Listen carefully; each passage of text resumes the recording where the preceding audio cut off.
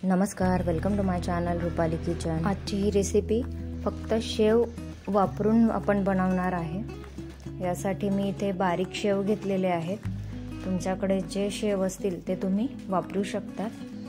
यामध्ये मी कांदा वापरलेला आहे। कांदा व्यवस्थित बारीक कापून घ्यायचा आहे। जाडसर कांदा ठेवू नका।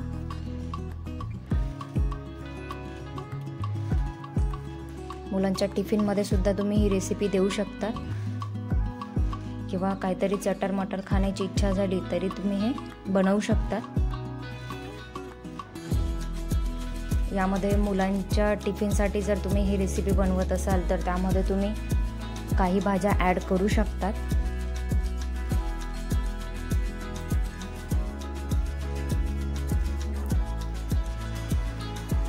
आता शेव घेतलेले आहेत, त्यामध्ये थोडंसं धनेपूड, जिरेपूड, चाट मसाला, लाल मिरची पावडर ऍड करायची आहे।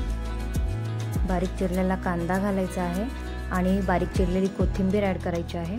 यामध्ये मी चाट मसाला वापरलेला आहे, त्यामुळे मी मीठ घातलेलं नाही। आता हे मिश्रण मिक्स करून घ्यायचं आहे।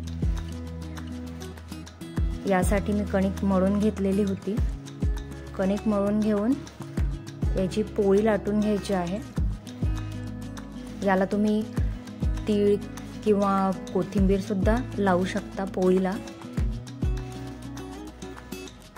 आता यावर शेवचं जे सारण आपण केलेलं होतं ते घालायचं आहे आणि त्यावर मी थोडीशी कोथिंबीर ऍड केली आहे। यामध्ये तुम्ही पनीर किंवा चीज सुद्धा ऍड करू शकता किंवा गाजर किसून जर मुलांना आवडत असेल तर ते सुद्धा तुम्ही ऍड करू शकता। आता मी यावर पनीर नाही घालत आहे, फक्त चीज मी वापरलेला आहे आणि याला पराठ्याचा शेप देऊन घ्यायचा आहे।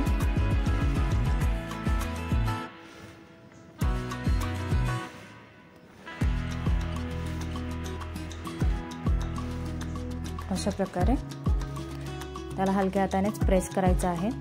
गॅसवर मी पॅन ठेवला होता। आता हा पराठा दोघं बाजूने व्यवस्थित शेकून घ्यायचा आहे।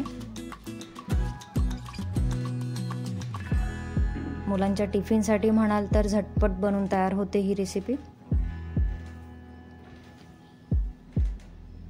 दोघं बाजूने शेकून घ्यायचा आहे। अशा प्रकारे रेसिपी तयार आहे। नक्की ट्राय करून बघा। तुम्हाला रेसिपी आवडली असेल तर चॅनलला सबस्क्राइब करायला विसरू नका। अशाच प्रकारे तुम्ही पालकचा सुद्धा पराठा करू शकता। मुलांच्या टिफिनसाठी पालकचा पराठा सुद्धा खूप योग्य आहे, हेल्दी आहे। नक्की ट्राय करा।